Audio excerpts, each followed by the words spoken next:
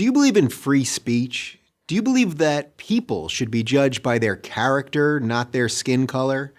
Do you believe in freedom of religion? If you believe these things, you're probably not a progressive. You might think you're a progressive. I used to think I was. My show, The Rubin Report, was originally part of the Progressive Young Turks network. Progressives struck me as liberals, but louder. Progressives were the nice guys. They looked out for the little guy. They cared about women and minorities. They embraced change.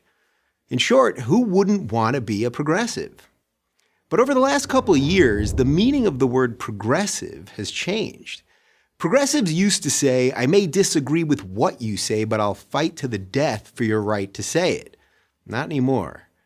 Banning speakers whose opinions you don't agree with from college campuses, that's not progressive.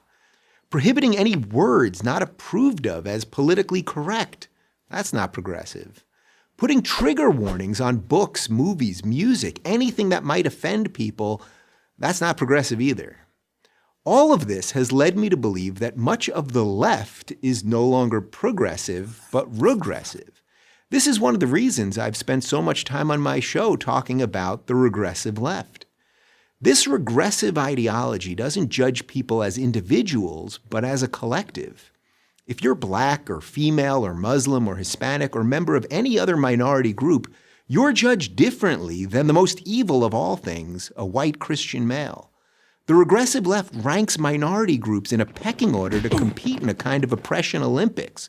Gold medal goes to the most offended. Martin Luther King Jr.'s dream that his children would be judged by their character and not their skin color was a liberal idea, but these days it's not a progressive ideal. And what about religious freedom, the idea that no one else can tell you what you have to believe? Surely progressives still support that basic right. Well, not so much. I'm a married gay man, so you might think that I appreciate the government forcing a Christian baker or photographer or florist to act against their religion in order to cater, photograph, or decorate my wedding. But you'd be wrong. A government that can force Christians to violate their conscience can force me to violate mine. If a baker won't bake you a cake, find another baker. Don't demand that the state tell him what to do with his private business. I'm pro-choice, but a government that can force a group of Catholic nuns, literally called the Little Sisters of the Poor, to violate their faith and pay for abortion-inducing birth control can force anyone to do anything. That's not progressive, that's regressive. Today's progressivism has become a faux moral movement hurling charges of racism, bigotry, xenophobia, homophobia, Islamophobia, and a slew of other meaningless buzzwords at anyone they disagree with. The battle of ideas has been replaced by a battle of feelings, and outrage has replaced honesty. Diversity reigns supreme as long as it's not that pesky diversity of thought. This isn't the recipe for a free society, it's a recipe for authoritarianism. For these reasons, I can no longer call myself a progressive. I don't really call myself a Democrat either.